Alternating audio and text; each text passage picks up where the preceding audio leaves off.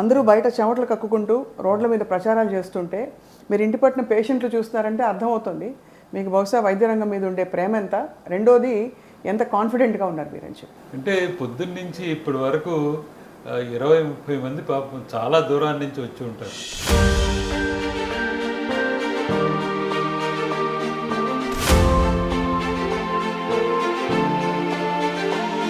వాళ్ళని వదిలేసిపోవటం అనేది అది ఎందుకో అట్లీస్ట్ వాళ్ళ దీవెనలు ఎప్పుడు మనకుంటాయి.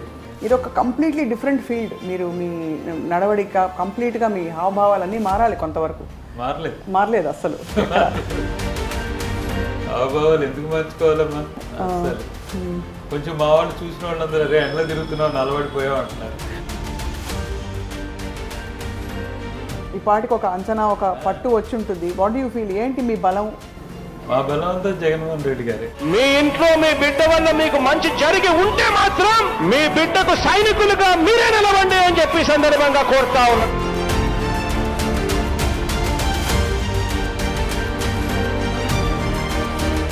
అంటే ఆయన 3 చేశాడు: విద్య, వైద్యం, సంక్షేమం, తర్వాత అభివృద్ధి. డీబీటీ విషయంలో ఎవరు ప్రశ్నలు అడగట్లేదు. అందినాయని దాదాపుగా అందరూ ఒప్పుకుంటున్నారు, ప్రతిపక్షాలు కూడా అంటున్నాయి.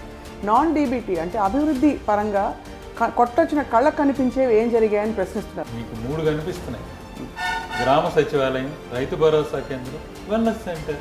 75 ఏళ్ల స్వతంత్రంలో 77 ఏళ్ళు రాలేదు. ఏ రోజైనా మనం డోర్ డెలివరీ పేదవాడికి చేసామా లేదా? అదొకటి ఆలోచించండి. మహాత్మా గాంధీ గారు అన్న గ్రామ స్వరాజ్యం అనేది ఇదేనండి. ఇది డెవలప్మెంట్ అవునా కాదా? ఒక స్టార్ క్యాంపెయినర్ బయటికి రండి అని చెప్పి ప్రతి ఎక్కడో ప్రతి చదవను అడగండి. బేసిక్ స్థితిగతులు మార్చాలి ఫస్ట్ అన్నది. కానీ ఎంతకాలం ఇది కొనసాగాలంటారు మీరు? అంటే చాలా మంచి క్వశ్చన్ అడిగారు. ఒక కుటుంబంలో ఒక వ్యక్తి చదువుకున్నాడంటే కుటుంబం మొత్తం బాగుపడ్డట్టే. సో సైమల్టేనియస్ గా చదువు కూడా పెరుగుతుంది. This is called we are investing on human resource. Rajasekhara Reddy garu fees reimburse పెట్టినప్పుడు అందరూ తిట్టారు. తర్వాత ఎంతమంది అమెరికా వెళ్ళారు ఈ రోజున? అంటే అప్పుడు పెట్టిన ఇన్వెస్ట్మెంట్ ఇప్పటికి వచ్చింది. This is the real estate. ఇన్ని సంవత్సరాలు ఆగి మీరు ఇప్పుడు రాజకీయాల్లోకి వచ్చారు కాబట్టి ఎలా తట్టుకుంటున్నారు మీరు? మరోవైపు ప్రత్యర్థుల విమర్శలు ఉంటాయి. ఎవరు కావాలనేది జనం చాలా తెలివిగలవాళ్ళు. నేను ఒక 80 ఏళ్ల ముసలాంని అడిగాను తిరుగుతున్నప్పుడు, ఏమా పెన్షన్ ఎవరిస్తున్నారు? జగన్ ఇస్తున్నాడు అంది. ఎవరికి ఓటేస్తావా అని అడిగాను. అంటే నేను జగన్కే ఓటేస్తాను. గుర్తు తెలుసా అన్న. ఫ్యాన్ ఉంది. ఎందుకంటే ఏం కావాలండి మనకి? మచిలీపట్నం కోసం మీ ప్రిస్క్రిప్షన్ ఏమిటో చెప్తే. నేను మీ మధ్యనే పుట్టాను, పెరిగాను, మీతోనే ఉంటాను. నేను చెప్పినవన్నీ చేస్తాను, చేయలేనివి చెప్పను. మచిలీపట్నంలో ఉన్న ఓటర్లందరికీ నిజాయితీతో పనిచేస్తానని, నీతిగా ఉంటానని చెప్పదలుచుకున్నాను. అందరికీ నమస్కారం. వెల్కమ్ టు విజేత, exclusively on I dream. Machilipatnam parliament స్థానానికి ఈసారి బరిలోకి దిగారు ప్రముఖ సర్జికల్ ఆంకాలజిస్ట్, అందరికీ సుపరిచితులు, వైఎస్ఆర్ కాంగ్రెస్ పార్టీ తరఫున డాక్టర్ సింహాద్రి చంద్రశేఖరరావు గారు. వారు ఇన్ఫ్యాక్ట్ ప్రత్యక్ష రాజకీయాలకి కొంచెం కొత్త అయినా కూడా అంతకుముందు వారి తండ్రి గారు మంత్రివర్గంలో ఉన్నారు టీడీపీ క్యాబినెట్లో అన్న విషయం తెలిసిందే. అయితే ఇన్ని సంవత్సరాల తర్వాత ఇప్పుడు ఎంతో ఇష్టపడి వచ్చిన వైద్య రంగాన్ని కూడా కొంత దాటుకుంటూ వచ్చి ఇంకా ప్రజాసేవ చేయాలనే సంకల్పం ఎక్కడి నుంచి వచ్చింది? రాజకీయ పరిస్థితులు ఏ విధంగా ఉన్నాయి? వీధులన్నీ కూడా మారుమోగిపోతున్నాయి. మరి డాక్టర్ చంద్రశేఖరరావు గారి సంకల్పాలు ఏమిటి మచిలీపట్నం కోసం? Let's talk to him. నమస్కారం సార్. నమస్కారం అండి. సార్, చాలా సంతోషం మిమ్మల్ని కలవడం. డాక్టర్ మంచి ఎడ్యుకేటెడ్ ఇంట్లోకి వస్తే ఎలా ఉంటుందో అలా ఉంది మీ ఇంటికి రాగానే. ఇంటి నిండా పుస్తకాలు ఉంటాయి. అదే సార్ కనిపిస్తుంది. అన్ని బుక్సే కనిపిస్తాయి. ఇక్కడ అన్ని రూముల నిండా బుక్సే ఉంటాయి. చాలా ఇంటి నిండా పుస్తకాలతో నిండిపోయి ఉంటుంది. అందరూ బయట చెమటలు కక్కుకుంటూ రోడ్ల మీద ప్రచారాలు చేస్తుంటే మీరు ఇంటి పట్టిన పేషెంట్లు చూస్తున్నారంటే అర్థమవుతుంది మీకు బహుశా వైద్య రంగం మీద ఉండే ప్రేమ ఎంత, రెండోది ఎంత కాన్ఫిడెంట్గా ఉన్నారు మీరని చెప్పి. అంటే పొద్దున్న నుంచి ఇప్పటి వరకు 20-30 మంది పాపం చాలా దూరాన్ని నుంచి వచ్చి ఉంటారు. వాళ్ళకి కొంచెం బాధ అంటే మా క్యాన్సర్ పేషెంట్స్, దాంతోపాటు వివిధ రకాల జబ్బులతో బాధపడే వాళ్ళందరూ ఇప్పుడు ఈరోజే కాదు, నేను ఏ రోజు ఇంటికి వచ్చినా కూడా పొద్దున్న 20 మంది, మధ్యాహ్నం, రాత్రికి అలా కంటిన్యూ అవుతూనే ఉంటుంది. ఒకప్పుడు మా అమ్మకి బాగాలేదని వచ్చేవాడిని, అప్పుడు కూడా అంతమంది వచ్చేవాడు. సో అది వాళ్ళని వదిలేసి పోలేం ప్రచారానికి. అవును, అంతే కదా. వాళ్ళని వదిలేసిపోవటం అనేది అది ఎందుకో వాళ్ళే మన బలం. అంటే బలం అంటే నేను రాజకీయ బలం అన్నాం, అట్లీస్ట్ వాళ్ళ దీవెనలు ఎప్పుడు మనకుంటాయి. ఇంటికి వెళ్తే ఊరికనే చూసి పంపించారనే ఇది ఉంటుంది. అందుకని వాళ్ళని చూడకుండా నేను సామాన్యంగా వెళ్ళి కదలను. అసలు ఆశ్చర్యమే లేదు సార్. అంటే మీకుండే మంచి పేరుకే కదా ఇవాళ జగన్మోహన్ రెడ్డి గారు మీకు ఈ అవకాశం ఇచ్చారు. సో ఎలా ఉంది సార్ రాజకీయ అవకాశంలోకి, అంటే రాజకీయ బరిలోకి అడుగు పెట్టడం అంటే మీకు తెలిసినా కూడా ఇది ఒక కంప్లీట్లీ డిఫరెంట్ ఫీల్డ్. మీరు మీ నడవడిక కంప్లీట్గా మీ హావభావాలన్నీ మారాలి కొంతవరకు. మారలేదు అసలు. హావభావాలు ఎందుకు మార్చుకోవాలమ్మా, మామూలుగా ముందున్నాయే ఇప్పుడు కంటిన్యూ అవుతాయి. అంతే అంటారా సార్? సో డ్రామాటిక్ పొలిటికల్ ఇవేమీ కనిపించట్లేదా? కొంచెం మా వాళ్ళు చూసిన వాళ్ళందరూ అరే ఎండలో తిరుగుతున్నావు నలబడిపోయావు అంటున్నారు, అంతేకాని ఇంకేం హావభావాలు ఏం మారలేదు. ఏంటి సార్ మీ గెలుపు అవకాశాల మీద మీకు ఈ పాటికి ఒక అంచనా, ఒక పట్టు వచ్చి ఉంటుంది. What do you feel? ఏంటి మీ బలం? మా బలం అంతా జగన్మోహన్ రెడ్డి గారే.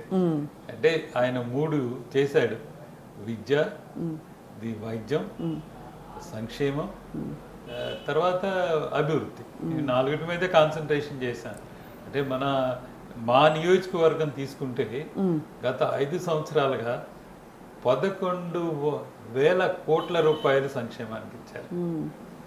మరి అంత చేసిన ముఖ్యమంత్రి ఎవరు లేరు నాకు తెలిసినంత కాలం. 11,000 కోట్లు గత 5 సంవత్సరాలు, డిబిటీ కానీ నాన్ డిబిటీ కానీ అంత చేసిన ముఖ్యమంత్రి ఎవరు లేరు.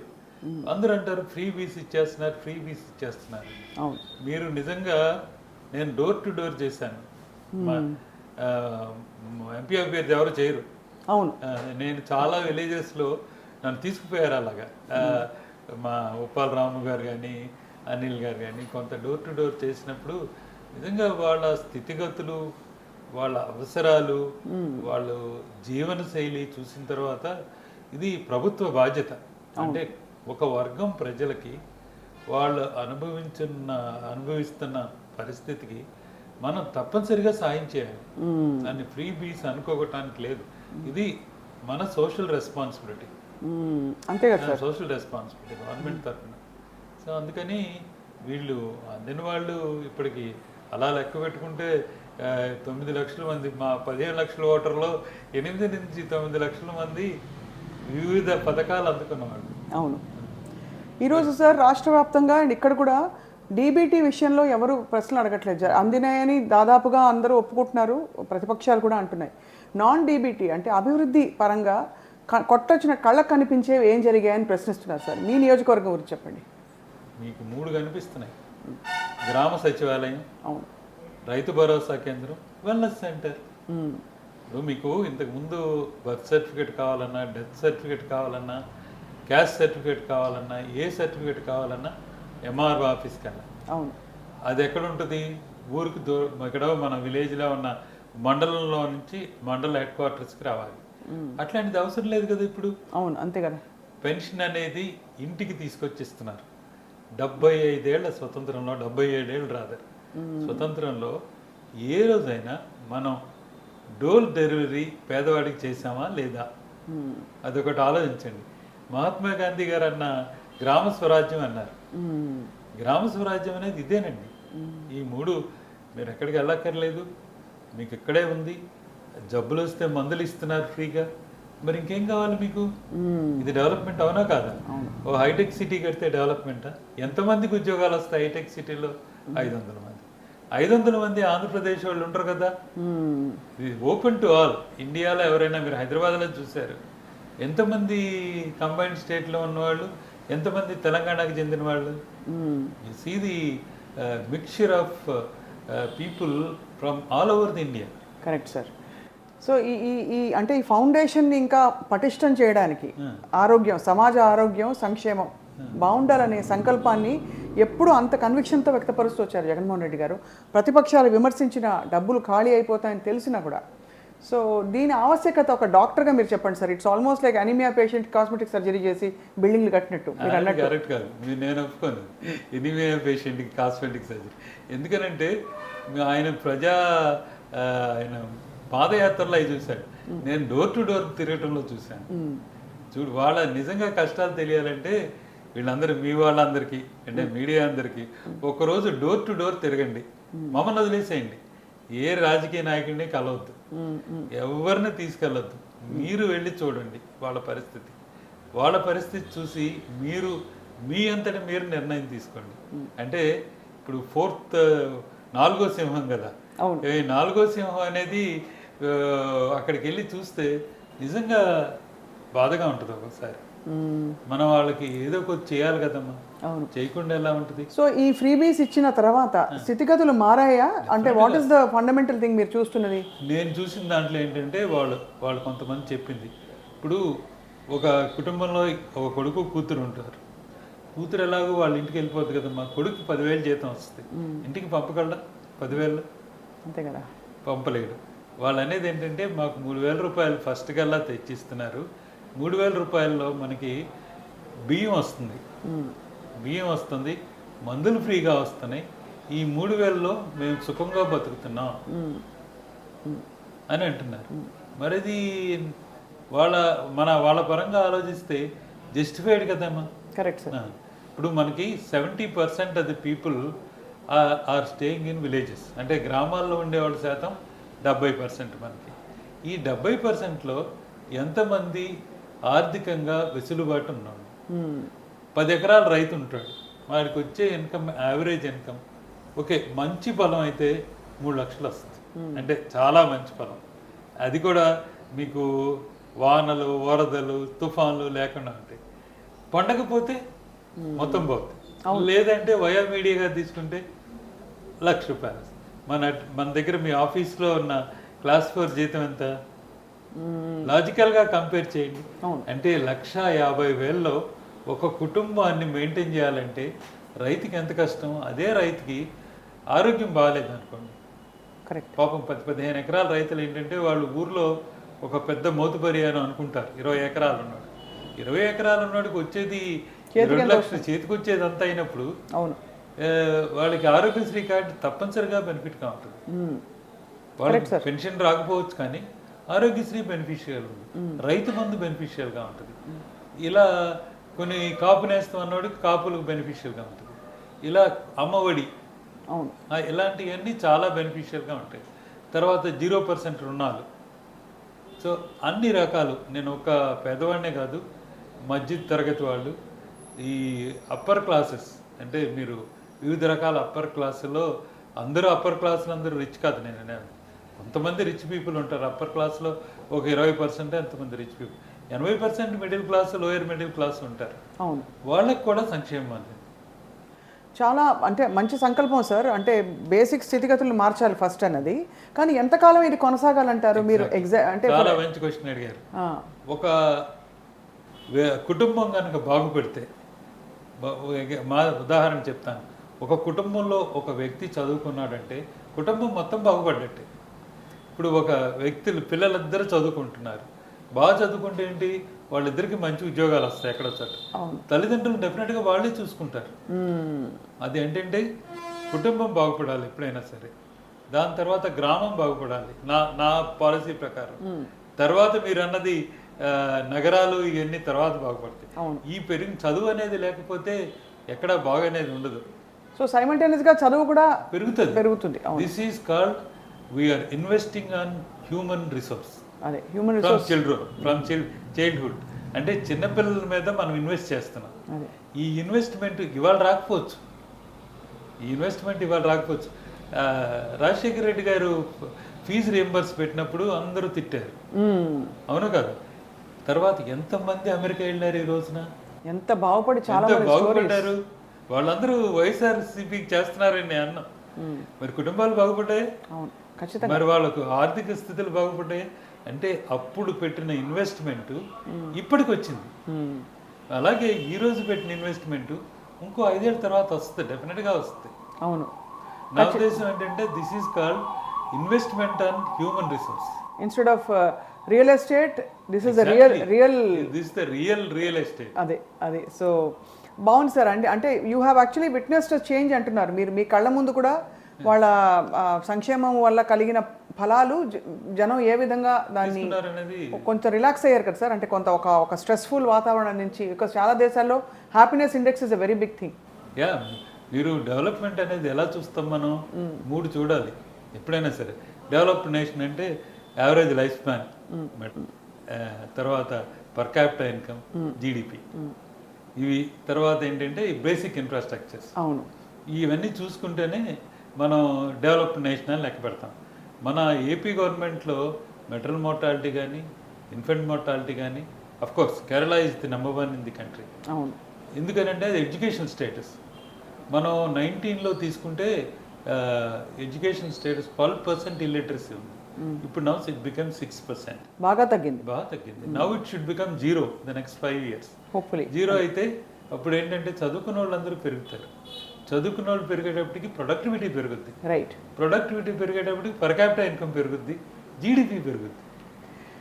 ఇన్ని మంచి పనులతో పాటు సార్, ఇప్పుడు ఇక్కడ ఈ ప్రాంతం తీసుకోండి ఫర్ ఎగ్జాంపుల్, రోడ్లు అలాంటి కొన్ని మౌలిక సమస్యలపై దృష్టి పెట్టింది ప్రభుత్వం తగినంతగా అనుకుంటున్నారా? ఒకవేళ పెట్టినా కూడా అంటే ముందు దీన్ని ఇంకా మరింత పటిష్టం చేయడానికి మీ ప్రణాళికలు ఏంటి మీ నియోజకవర్గంలో? మా నియోజకవర్గంలో అంటే అవనిగడ్డ, మిగతా వాటిలో కొన్ని చోట్ల రోడ్లు బాగపోవటం అనేది నిజమే. అన్నిటికీ ఇప్పుడు శాంక్షన్ అయినాయి, పనులు కూడా జరుగుతున్నాయి. మనకి ఒక నెల లోపల కొన్ని రోడ్లు అన్నీ అయిపోతాయి. అసలు ఖాళీ ఏదైనా 1-2 అది ఇంకెక్కువే ఉండొచ్చు, మిగిలినవి కూడా అడ్మినిస్ట్రేటివ్ శాంక్షన్ అయినాయి కానీ అది మనీ రిలీజ్ అవ్వలేదు. అందుకని అవి కూడా రిలీజ్ అయిపోతాయని నేను అనుకుంటున్నాను. సో రాజకీయ బరి గురించి చెప్పండి సార్. మీకు చాలా ఆర్గనైజ్డ్ డిసిప్లిన్డ్ జీవన శైలి నుంచి ఇన్ని సంవత్సరాలు ఆగి మీరు ఇప్పుడు రాజకీయాల్లోకి వచ్చారు కాబట్టి ఇదంతా కొత్తగా ఉంటుంది. మీ టైమింగ్స్ మారిపోతాయి, ఏది మీ చేతిలో ఉండదు. సో ఎలా తట్టుకుంటున్నారు మీరు? మరోవైపు ప్రత్యర్థుల విమర్శలు ఉంటాయి. అఫ్ కోర్స్ మిమ్మల్ని అనడానికి పెద్దగా మాట్లాడడం ప్రభుత్వాన్ని అంటారు. అంటే నా గురించి పెద్ద విమర్శలు అంటే లేవు ఎవరును. ఎందుకనంటే నేను ఇంతవరకు ఏం చేసింది లేదు, అంటే రాజకీయంగా వృత్తిపరంగా కానీ రాజకీయంగా నేను ఇంతవరకు లేను కాబట్టి నా గురించి, మా తండ్రి గురించి కూడా ఏమనరు, రెండు అనరు కాబట్టి నా మీద పెద్ద విమర్శలు ఉండవు. నేను మొదటి నుంచి నమ్మేవాళ్ళది ఏంటంటే అనవసరంగా ఎవరిని నేను విమర్శించను. నా గురించి అంటే తప్ప నేను ఎవరిని విమర్శించదలుచుకోలేదు బిగినింగ్ నుంచి. సో పెద్దగా ఉండదని అనుకుంటున్నాను. ఇదిగో రాజకీయ ప్రత్యర్థులు అనేది అంత కరెక్ట్ కాదు, ఇది జనమే నిర్ణయిస్తారు. ఇప్పుడు ఏంటంటే ఎవరు కావాలనేది జనం చాలా తెలియగలవాళ్ళు, పరిణితి చెందిన వాళ్ళు. మనం అనుకుంటాం వీడు పిచ్చోడు ఎక్కడో ఉంటున్నాడని, వాళ్ళకి తెలుసు ఎవరికి ఓటేయాలో తెలుసు, ఎప్పుడు ఏ బటన్ నొక్కాలో కూడా తెలుసు. నేను ఒక 80 ఏళ్ల ముసలాంని అడిగాను తిరుగుతున్నప్పుడు, ఏమా పెన్షన్ ఎవరిస్తున్నారని, జగన్ ఇస్తున్నాడు అంది. సరే ఎవరికి ఓటేస్తావా అని అడిగాను, అంటే మేము వైసీపీ అని చెప్పకుండా జగన్కే ఓటేస్తాను అంది. గుర్తు తెలుసా అన్న, ఫ్యాన్ అంది. అందుకంటే ఏం కావాలండి మనకి, మీరు క్యాంపెయిన్ చేయాల్సిన, అంటే అలాంటి వాళ్ళు కూడా అంటే 80 years వచ్చిన పెద్ద మనిషి తను మీరు ఓపెన్గా చెప్పగలిగిందంటే వాళ్ళ పరిణితి గురించి ఆలోచించవచ్చు. చాలామంది డబ్బులు ఇచ్చి మార్చుకుంటామని అనొచ్చు, కానీ అది ఎంతవరకు మారుస్తారనేది నేను నమ్మను. ఇప్పుడు మరి ప్రతిపక్షాలు ఇంత అంటే వాళ్ళ స్పీచ్లు విన్నా, వాళ్ళ వ్యూహాలు, వాళ్ళ స్టేట్మెంట్లు, మాటలు ఇవన్నీ విన్నప్పుడు సార్ మీకు ఏమనిపిస్తుంది? బికాజ్ మీరు ఒక వైద్య రంగం నుంచి వచ్చి ఇదంతా ఒక్కసారి ఉలికిపడేలాగా కొన్ని కామెడీ స్టేట్మెంట్లు కూడా వినిపిస్తున్నాయి చాలా మంది. బాధ కలుగుతుంది. అవునా, బాధ కలుగుతుంది మీకు? అది అంటే there are two things. Water all there in your heart should come into your mouth. If it is not there in your heart, should not talk from your mouth. I believe in that. Right, absolutely sir. So do you get, అంటే ఇప్పుడు ఈ political equations ఇలా ఉంటాయి, ఈ సామాజిక వర్గం ఇన్ని ఓట్లు, ఈ భాష అంతా మీకు అర్థమవుతుందా సార్? వచ్చినప్పుడు అర్థం కాలేదు, తర్వాత నెమ్మదిగా అది, కానీ అది నేను నమ్మను. అంటే ఒక కులం ఓట్లు ఒకళ్ళకే వేస్తారు, ఇంకో కులం వాళ్ళు ఒకళ్ళకే వేస్తారు. అలాంటిది అనేది 1+1 2 కాదు అసలు ఎప్పుడు. ఎందుకంటే ఒక కులం ఒకళ్ళకే ఓట్లు వేస్తారనేది, ఇంకో కులం ఇంకోళ్ళకే ఓట్లు వేస్తారనేది ఎప్పుడు రాజకీయాల్లో జరగదు. కరెక్ట్, అవును, అది ఎప్పటికీ అంటే వెరీ ట్రూ సార్. అండ్ ఈసారి సోషల్ ఇంజనీరింగ్ ద్వారా దాదాపు అనూహ్యంగా అసలు మార్పులు జరిగిపోయాయి అన్ని నియోజకవర్గాల్లో, ట్రాన్స్ఫర్లు జరిగాయి. అందరూ విశ్లేషకులు కూడా ఆశ్చర్యపోయారు, ఏంటి ధైర్యం జగన్మోహన్ రెడ్డి గారు అని చెప్పి. సో సార్ మీ ప్రత్యర్థి రాజకీయ ప్రత్యర్థి బాలశౌరి గారు ఆయన గురించి మీ అభిప్రాయం ఏమిటి? ఆయన చేసిన వర్క్ గతంలో ఏ మేరకు ప్రజల్ని సంతృప్తి పరిచిందని మీరు అనుకుంటున్నారు? అంటే బాలశౌరి గారు చేసిన వర్క్ అనేది నాకు కంప్లీట్గా ఇది అవగాహన లేదు ఇంతవరకు. చాలా వరకు పెండింగ్ ఉన్నాయి. ఈ పులిగడ్డ ఆ బ్రిడ్జ్ ఒకటి ఉంది, ఎదురుబండి బ్రిడ్జ్ శాంక్షన్ అయిపోయింది. మా రమేష్ దాని గురించి తిరుగుతున్నాడు. కానీ మెడికల్ కాలేజీ మాత్రం నేనే అడిగాను, అది నిజం కాదు. ఎందుకంటే నేను ఎక్స్పర్ట్ కమిటీలో మెంబర్ని. అవును, ఆ ఎక్స్పర్ట్ కమిటీ మెంబర్లో ఆఖరి రోజున మా జగన్మోహన్ రెడ్డి గారు అడిగారు, అన్న నీకేమైనా కావాలని. అంటే ఆయన ఏంటంటే అందరూ ఏదో ఏదో అడుగుతుంటే నేను చెప్పాను, మా మచిలీపట్నంకి మెడికల్ కాలేజ్ కావాలండి అని. అంటే ఎందుకనంటే చెప్పాను, మాకు 6 మండలాలు, మాకు 4 మండలాలు పెడన, ఇంకా రూరల్ మచిలీపట్నం, ఇంకోటేమో ఇది గుడ్లవల్లేరు మండలం, పామర్లో మవ మండలం, ఇవన్నీ పామర మండలానికి దగ్గర మచిలీపట్నం. కాబట్టి మెడికల్ కాలేజ్ వస్తే స్పెషాలిటీస్, సూపర్ స్పెషాలిటీస్ అభివృద్ధి చెందితే అందుకని కావాలని అడిగాను. వెంటనే 5 నిమిషాల్లో వచ్చేసింది. థ్యాంక్స్ టు బందర్ నాని గారు, ఆయన పేరు నాని గారు, బందర్ నాని అని పేరు నాని గారు వెంటబడి దాన్ని సంవత్సరంలో తెచ్చుకున్నారు. కానీ అది మిగతా వాళ్ళు ఎవరన్నా ఓన్ చేయొచ్చు, కానీ జరిగిన ఫ్యాక్ట్ మాత్రం ఇది. మీరు అడిగి తెచ్చుకున్నారు అంటే మీరు నేను అడిగాను, రంగంలో ఉన్నారు కాబట్టి నేనంటే ఇక ఆ తర్వాత ప్రాసెస్ చేసుకుందంతా పేరు నాని గారు వెంటబడి చేసి నేను వెంటనే నాని గారికి ఫోన్ చేసి చెప్పాను. అలాగే అప్పుడు ఆయన ఎంపీగా ఉన్నారు వైఎస్ఆర్సీపీ, ఆయనకి కూడా ఫోన్ చేసి నేనే చెప్పాను ఇట్లా శాంక్షన్ అయింది అని. ఎందుకంటే చెప్పాలి కదమ్మా, నేను I'm not in active politics at the time. అవును, కరెక్ట్ కరెక్ట్. అందుకని ఈ మనం ఎక్స్పర్ట్ వరకు చేయగలం, ఫాలో అప్ అంతా పొలిటీషియన్సే చేయాలి. అది credit goes to Bandar Nani, అదే పేరు నాని గారు. మీకు అందరూ ఇప్పుడు స్టార్ క్యాంపెయినర్సే కదా సార్? అంటే లిస్ట్ ఆఫ్ మీ పార్లమెంట్ పరిధిలో ఉండే వాళ్ళందరూ కూడా చాలా అసలు మంచి అంటే పవర్ఫుల్ ఇమేజ్ ఉండే నాయకులు. One way or the other. అక్కడ పేర్ని కిట్టు గారు కావచ్చు, ఇక్కడ మన రమేష్ గారు కావచ్చు, నాని గారు కావచ్చు, మన వంశీ గారు కావచ్చు, అందరూ మీ పార్లమెంట్ పరిధిలోకి వస్తారు కదా sir. So how do you feel about that sir? కలిసి ప్రచారం చేస్తారా మీరు? ఎలా అంటే కొన్ని కార్యక్రమాల్లో కలిసి వెళ్తున్నాం, ఒక్కొక్కసారి ఏమో ఒక్కొక్కరు పిలుస్తున్నారు, మా అందరం కలిసే ప్రచారం చేస్తాం. ఒక్కోసారి ఏంటంటే ఇందులో వీళ్ళిద్దరూ సీనియర్ మోస్ట్ ఎక్స్పీరియన్స్డ్ పొలిటీషియన్స్, మిగతా వాళ్ళందరూ వాళ్ళు ప్రతి చోట వాళ్ళ ప్రచారం వాళ్ళు కంటిన్యూ చేస్తున్నారు. నేను ఎప్పుడైనా వీలైతే వాళ్ళతో పాటు జాయిన్ అవుతున్నాను. కొన్నిటికి మాత్రం నన్ను స్పెసిఫిక్గా తీసుకెళ్తున్నారు. ఎవరో ఉప్పాల రాము కానీ, అనిల్ కుమార్ గారు కానీ. ఇవాళ పెనమలూరు వెళ్తున్నాను. సో అవనిగడ్డ ఎలాగో మా బందర్ కొన్ని కవర్ చేశాను.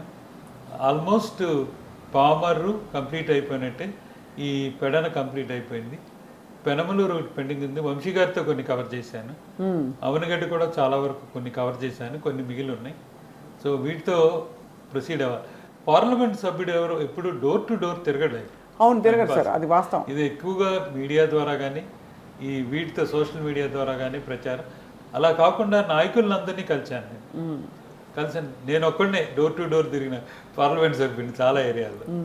అంటే నేను చాలా మంది చెప్పారు, ఎప్పుడు ఏ పార్లమెంట్ సభ్యుడు డోర్ టు డోర్ తిరగలేదు, మీరు ఒకటే కనిపిస్తున్నారు. మరొక ఆశ్చర్యకరమైన విషయం సార్, చాలా మంది డాక్టర్లు ఉన్నారు ఈసారి జగన్మోహన్ రెడ్డి గారి ఫేవరెట్స్ లిస్ట్లో. సో అది అంటే బహుశా చాలా తెలివిగా ఆలోచించి ముందు చూపుతో డాక్టర్లు ఉంటే వైద్య రంగంలో ఇంకా కూడా విప్లవాత్మక మార్పులు తేయడానికి మీలాంటి వ్యక్తులు ఉంటే సార్ తప్పకుండా you will be a great asset to the government. అందులో మీరు గవర్నమెంట్లో ఎక్కువ పనిచేస్తారు కదా సార్, దాదాపు 25 సంవత్సరాలు. అది కానీ ఎక్కడ విసుగు రాలేదా గవర్నమెంట్ సెక్టర్లో పనిచేసిన తర్వాత మళ్ళీ గవర్నమెంట్లోకి రావాలంటే? ఇప్పుడు అంటే గవర్నమెంట్ సెక్టర్లో చేసిన సర్వీస్ మనం ఎక్కడా చేయలేం. అవునా? ఎందుకంటే పూరెస్ట్ ఆఫ్ ద పూర్కి మేజర్ సర్జరీ కంఫర్టబుల్గా చేయాలంటే గవర్నమెంట్ సెక్టర్. మీరే ఎంచుకున్నారు సార్ గవర్నమెంట్ సెక్టర్? అంటే నేను నా ఎంఎస్ చదువుతున్నప్పుడే నాకు సర్వీస్ వచ్చేసింది, service commission. But you wanted to be in the government sector, ఎందుకంటే ప్రైవేట్ ప్రాక్టీస్ పెట్టుంటే మీరు ఈ పార్టీకి. చాలా మంది అన్నారు డబ్బులు బాగా వస్తాయి, బాగా డబ్బులు వచ్చాయి, ఫస్ట్ క్వాలిఫైడ్ సర్జికల్ ఆంకాలజిస్ట్. అవును, అందుకనే అదే అంటే చాలా మంది మా ప్రమోషన్ అప్పుడు నాకు కొంచెం లేట్ అయింది ప్రొఫెసర్ కింద. అప్పుడు అన్నారు ఎందుకయ్యా చేస్తావు ప్రాక్టీస్ పెట్టుకోని. అంటే ఏంటంటే ఇది సోషల్ జస్టిస్ బయట చేయలేం. టోటల్ ఫ్రీగా జరిగేది ఏదన్నా ఉందంటే అది ఒక గవర్నమెంట్ హాస్పిటల్ అని. ఇప్పుడు ఆరోగ్యశ్రీ వచ్చిన తర్వాత బయట జరుగుతుంది అనుకోండి, గవర్నమెంట్ హాస్పిటల్స్ అనేది back bone of any medical system. నేను పనిచేశాను కాబట్టి చెప్తున్నాను, back bone of medical system. Government sector అనేది ఎప్పుడు ఉండాలి, ఖచ్చితంగా ఉండాలి. ప్రపంచంలో ఏ దేశం తీసుకున్నా కూడా వాళ్ళు మెడికల్ సిస్టమ్ ఫెయిల్ అవడానికి కారణం ప్రాపర్ గవర్నమెంట్ సెక్టర్ లేకపోవటం. అమెరికాలో మీరు అది హెల్త్ కార్డు లేకపోతే రోడ్డు మీద ఏదైనా యాక్సిడెంట్ అయితే ఆల్మోస్ట్ మేము రోడ్డు మీద పారేస్తారు, ఇన్సూరెన్స్ కార్డు లేకపోతే. మన దేశంలోనూ మనం ఇంగ్లాండ్ పాలసీ ఫాలో అవుతున్నాం. అంటే ఏంటంటే వాళ్ళు పాలించారు కాబట్టి వాళ్ళదే ఇంకా ఫాలో అవుతున్నాం. వాళ్ళ దాంట్లో ఎన్హెచ్ఎస్ సిస్టమ్ ఉంది. అదేంటంటే మనకి ఎన్హెచ్ఎస్ కాకుండా ఎన్హెచ్ఎస్కి ట్యాక్స్ కట్టాలి వాళ్ళు. మరి మనం ట్యాక్స్ కట్టకుండానే గవర్నమెంట్ హాస్పిటల్ చేస్తుంది. గవర్నమెంట్ హాస్పిటల్స్ ఎప్పుడు స్ట్రెంగ్త్ అవ్వాలి. అండ్ ఇప్పుడు మరి ఈ వైద్య మార్పులు చూసారు కదా సార్, ఈ ఫ్యామిలీ క్లినిక్స్, ఫ్యామిలీ డాక్టర్ అసలు స్టెథోస్కోప్ వేసుకుని ఒక డాక్టర్ గారి దగ్గరికి వెళ్ళి అందరం కుటుంబంతో చూపించుకునే రోజులు కనిపించట్లేదు. మళ్ళీ అది రివైవ్ అవుతుంది ఇప్పుడు. తప్పనిసరిగా అందరూ డైరెక్ట్ గా స్పెషలిస్ట్ దగ్గరికి వెళ్ళిపోవడమే, అంతే కదా సార్? మీరు హైదరాబాద్లో తలనొప్పి వస్తే న్యూరాలజిస్ట్, అవును, చెస్ట్ పెయిన్ వస్తే కార్డియాలజిస్ట్, ఇట్లా ఉన్న రోజుల్లో కడుపు నొప్పి వస్తే గ్యాస్ట్రాంట్రాలజిస్ట్. ఇది చాలా తప్పు అసలు. బేసికల్గా ఫ్యామిలీ డాక్టర్ అనేవాడు మోస్ట్ ఇంపార్టెంట్. ఆ ఫ్యామిలీ డాక్టర్ అనేవాడి దగ్గర మీ హెల్త్ రికార్డ్స్ ఉండాలి. దీన్ని ఈఎంఆర్ అంటారు, ఎలక్ట్రానిక్ మెడికల్ రికార్డ్స్. ఈ సిస్టమ్ తీసుకొద్దామని జగన్మోహన్ రెడ్డి గారు మాతో చెప్పింది అనమాట. అంటే మీరున్నారు, మీ ఈఎంఆర్ అనేది ఒక చోట లోడ్ అయి ఉంటుంది. మీరు ఇక్కడి నుంచి విజయవాడ వెళ్ళారు, if you tell me number చెప్పగానే అక్కడ మొత్తం రికార్డ్స్ వస్తాయి. చాలా గ్రేట్ కదా సార్. అది తెద్దామనే ఆయన మాతో చెప్పింది అనమాట. ఇది యూకే సిస్టమ్ అనమాట. యూకేలో ఈఎంఆర్ ఉంటుంది. మీకేం ఎవరు, మీరు స్పెషాలిటీ సెంటర్కి వెళ్ళినప్పుడు మీ నెంబర్ చెప్తే వాళ్ళు కంప్లీట్గా వచ్చేస్తుంది. అది ఆంధ్రప్రదేశ్లో వస్తుంది, త్వరలో వస్తుంది సార్. అండ్ చాలా ఆశ్చర్యకరం ఏంటంటే ఆరోగ్యశ్రీ అండ్ ఈ సిఎంఆర్ఎఫ్లో సర్జరీలకి రీఎంబర్స్మెంట్లు ఏవైతే అవుతున్నాయో ఎంత క్విక్గా ప్రాసెస్ చేస్తానండి. నాకు తెలిసిన కొంతమంది సార్, ఐ వాజ్ సర్ప్రైజ్డ్, గవర్నమెంట్లో ఇంత ఫాస్ట్గా ప్రాసెస్ అయ్యి బయటకు రావడం అని. Bill completely reimbursed. అది కూడా ఇంకో చోట, ఇక్కడ వాస్తవ్యులు వేరే చోట వాళ్ళకి యాక్సిడెంట్ అయ్యి కూడా అక్కడ ఎమర్జెన్సీ సర్జరీ అవుతే కూడా రీఎంబర్స్ చేశారు ఇటీవల కాలంలో. అది మాత్రం మెచ్చుకోవాలి. అంటే మ్యాన్ విత్ హార్ట్. అది తప్పకుండా సార్. సార్, రాజశేఖర రెడ్డి గారితో మీ అనుబంధం, అలాగే జగన్మోహన్ రెడ్డి గారితో మీ అనుబంధం గురించి తెలుసుకోవాలని చాలా ఉంది సార్. అంటే రాజశేఖర రెడ్డి గారితో నాకు పెద్ద అనుబంధం లేదమ్మా. ఎందుకంటే నేను అప్పుడు యాక్టివ్గా గవర్నమెంట్ సర్వీస్లో ఉండేవాడిని. రైట్. నా దూరం నుంచి చూడటం కానీ దగ్గర నుంచి చూడలేదు. జగన్మోహన్ రెడ్డి గారితో ఉన్న అనుబంధం గత 11 సంవత్సరాల నుంచి ఉంది నాకు. అంటే అప్పుడప్పుడు పిలుస్తూ ఉండేవారు, వెళ్ళి కలిసి వచ్చాము. ఎప్పుడు సార్ ఫస్ట్ కలిసింది వారిని? నేను కలిసింది 2013లో కలిశాను, లోటస్ పాండ్లో కలిశాను. సార్ పిలిస్తే వెళ్ళి కలిసి వచ్చాను. మర్యాదపూర్వకంగా వాళ్ళ 2-3 బంధువులు ఆడుకోవడం నాకు ఫ్రెండ్స్ ఉన్నారు, వాళ్ళ ద్వారా వాళ్ళు కలుద్దాం అంటే వాళ్ళతో పాటు వెళ్ళి కలిశాను. అప్పటికే నా ఫలానా అని తెలుసు ఆయన పేరు. ఆ తర్వాత అప్పుడప్పుడు పిలుస్తూ ఉండేవాళ్ళు. తర్వాత ఆయన అన్నారు, ఈసారి నువ్వు హెల్త్ కమిటీకి ఉండాలన్నా, మెడికల్ కమిటీ అంటే తప్పనిసరిగా చేసి పెడతా అని చెప్పాను. సో అలా అయితే కొనసాగింది. ఆయనలో నచ్చిన వాట్ ఈస్ అంత కొట్టొచ్చినట్టు ఇవాళ ఆయన గవర్నెన్స్లో కానీ ఆయన ఆలోచన విధానంలో అంత ఒక విభిన్నమైన శైలి ఉండడానికి ఏంటి సార్ ఆయనలో ఉండే గుణం ఏంటి? వాట్ ఈస్ హిస్ అల్టిమేట్, మీకు ఏమనిపిస్తుంది? ఏ మనిషి డెసిషన్ తీసుకోవాలంటే ఎక్కువ టైం పడుతుంది, ఎక్కువ టైం తీసుకోరా, అదే నచ్చింది నాకు. డెసిషన్ అలా తీసేసుకుంటారు, క్విక్ డెసిషన్. అంటే మంచిది అనిపిస్తే డెసిషన్కి ఎక్కువ టైం తీసుకోవాలి. అది చాలా నచ్చింది. కొంతమంది ఏంటంటే నాంచి అది పడేస్తారు అన్నమాట. అది అసలు ఉండదు. చాలా ఆశ్చర్యంగా సార్. Final few questions. ఈసారి అందరూ ఒక వైపు వెళ్ళిపోయి ఎలాగైనా సరే వైసీపీని ఓడించాలి, జగన్మోహన్ రెడ్డి గారు మళ్ళీ రాకుండా చూడాలని కంకణం కట్టుకుని ఉన్నాయి, ఇంక్లూడింగ్ సొంత ఫ్యామిలీ మెంబర్స్. మీకు చూసినప్పుడు కొంచెం ఒక డిసిల్యూషన్మెంట్ అవ్వదా? అంటే ఇదా రాజకీయం, ఇదా జీవితం, మీరు ఎంత చూసినా కూడా అప్పటి రాజకీయం వేరు కదా. అంటే ఇది మరి ఇది అంత కరెక్ట్ అయిన పద్ధతి అనే కాదు. ఎవరైనా రాజకీయ నాయకుడు నేనేం చేస్తానని చెప్పాలి. అవును. ఫస్ట్ వచ్చినప్పుడు మిమ్మల్ని దించుతా అనకూడదు. You should tell what I'm going to do for the public, అది చెప్పాలి. కానీ ఆయన మంచోడు కాదు, ఆయన దించేయండి అంటే అసలు మీరు దేనికి వచ్చినట్టు? కరెక్ట్. మనం ఏం చేస్తున్నాం, ఏం చేయబోతున్నాం, మనకి ఇప్పుడు ఉన్నదానికంటే ఎంత పెంచుతాం, అంటే ఎంత బెటర్మెంట్ చేస్తాం, in terms of health, in terms of education, in terms of welfare, in terms of development. ఈ నాలుగే కదా ఉన్నాయి. అవును అవును. ఈ నాలుగిట్లో మనం ఏం చేయగలం అది చెప్పాలి, కానీ ఇండివిజువల్ క్రిటిసిజము ఆయన్ని చేయటం అంత. మొన్న రాయ్ ఇన్సిడెంట్ కూడా చాలామంది కొంచెం డిస్టర్బ్ అయ్యారు సార్ చాలా. అంటే even so called neutral people కూడా, అంటే ఇది వైసీపీ వాళ్ళు మాత్రమే బాధపడ్డారు అలా అని కాదు, చూసి కొంత. This is 100% wrong thing. నేను ప్రాక్టికల్గా I seen the wound, I was there. అంటే తర్వాత జాయిన్ అయ్యాను. చాలా తప్పది. వూండ్ చూసారా సార్ మీరు? చాలా డీప్గా ఉంది, చాలా ఫాస్ట్ కొట్టారు. అంటే క్విక్ ఉండదు, అంటే గట్టిగా తగిలిన. అయినా ఆయన ఓపిక మెచ్చుకోవాలి, అంత పెయిన్తో కూడా కంటిన్యూ చేశారు. అయ్యో సార్, మీరు చూసే ఉంటారు ఆయన పాదయాత్ర చేస్తున్నప్పుడు ఇలా తేనెటీగలు అసలు ఒక్కసారిగా స్వామ్ ఆఫ్ బీస్ వచ్చేసాయి.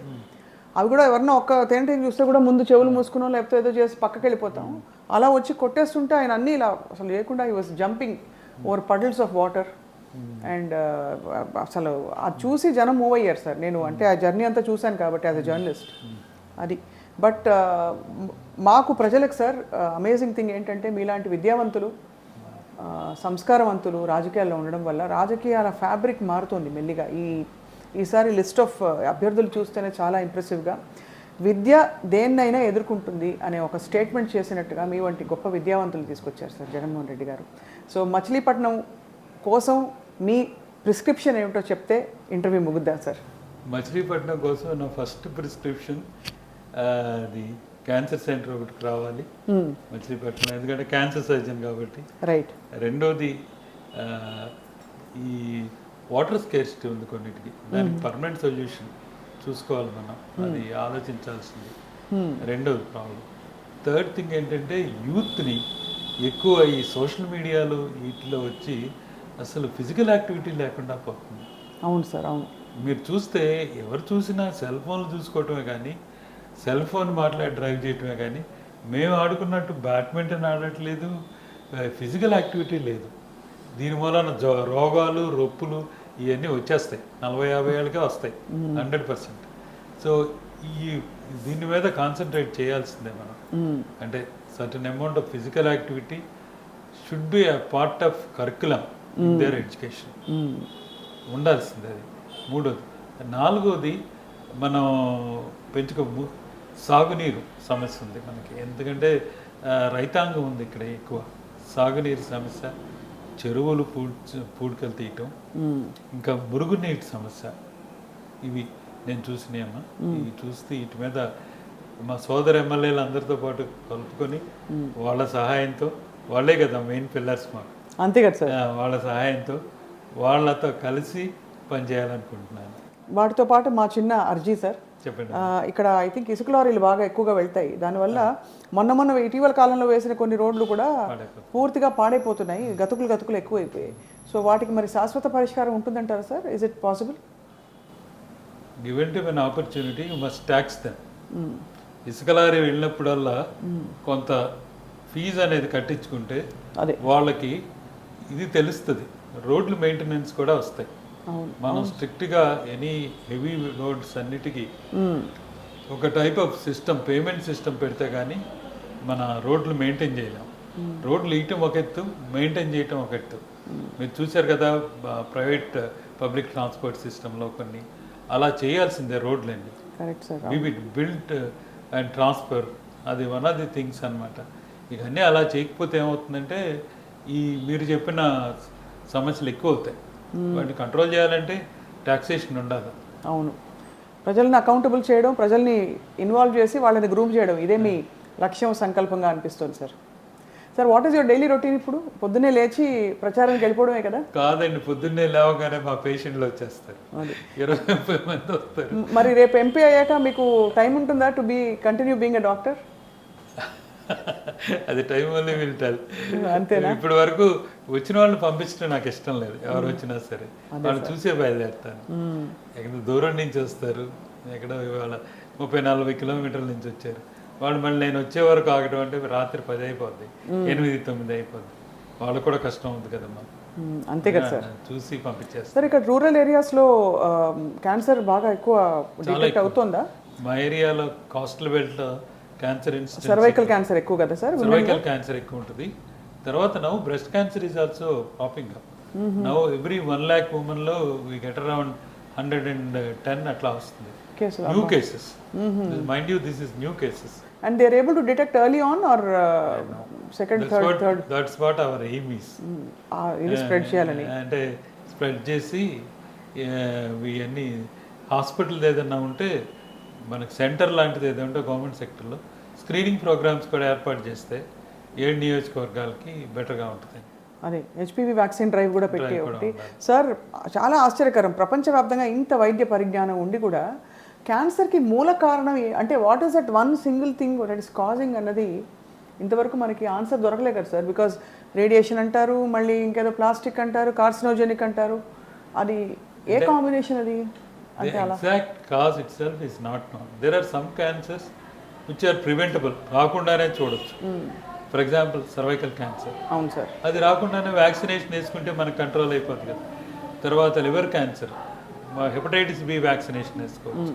ఇలాంటివి కొన్ని ఉన్నాయి. కొన్ని ఎర్లీ డిటెక్షన్లో ఉంటాయి. అంటే మీరు అన్నారే సర్వైకల్ క్యాన్సర్, బ్రెస్ట్ క్యాన్సర్, నోటి క్యాన్సర్, నోరు తీస్తేనే కనపడుతుంది.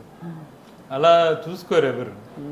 తర్వాత మనం కొన్ని ప్రారంభంతో వచ్చినాయి. ఏంటి, సిగరెట్ తాగటం, మందు కొట్టడం, వీటితో వచ్చే క్యాన్సర్లు కొన్ని.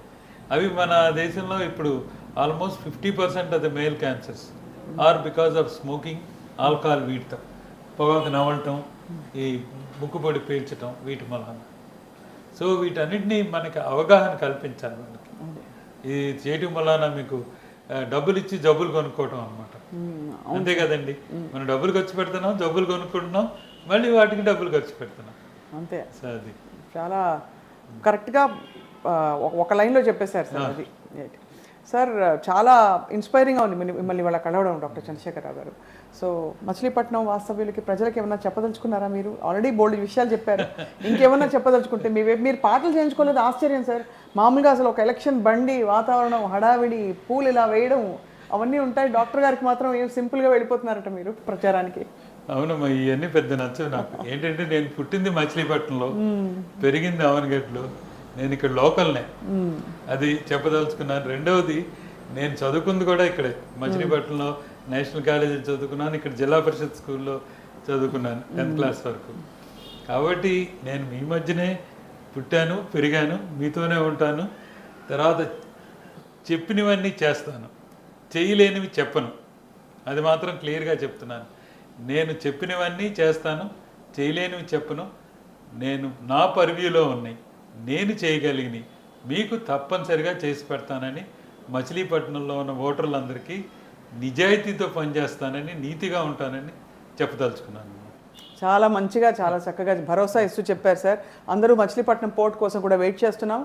అది ఒక 4-5 వేల ఉద్యోగాల కల్పన జరుగుతుంది దానివల్ల అని చెప్పి, సంవత్సరం ఉన్నరలో బహుశా పూర్తవుతుందని చెప్పి అంచనాలు వినిపిస్తున్నాయి. 6 నెలలనే పూర్తయిపోతుంది. రైట్ డాక్టర్ చంద్రశేఖరరావు గారు, thank you so much for your time sir. మీకు పేషెంట్స్తో పాటు బోర్డు అంత పేషెన్స్ కూడా ఉంది కాబట్టి ఖచ్చితంగా మీరు గెలిచి రాణిస్తారని చెప్పి, విజయం సాధిస్తారని చెప్పి, wishing you all the best sir. Thank you very much.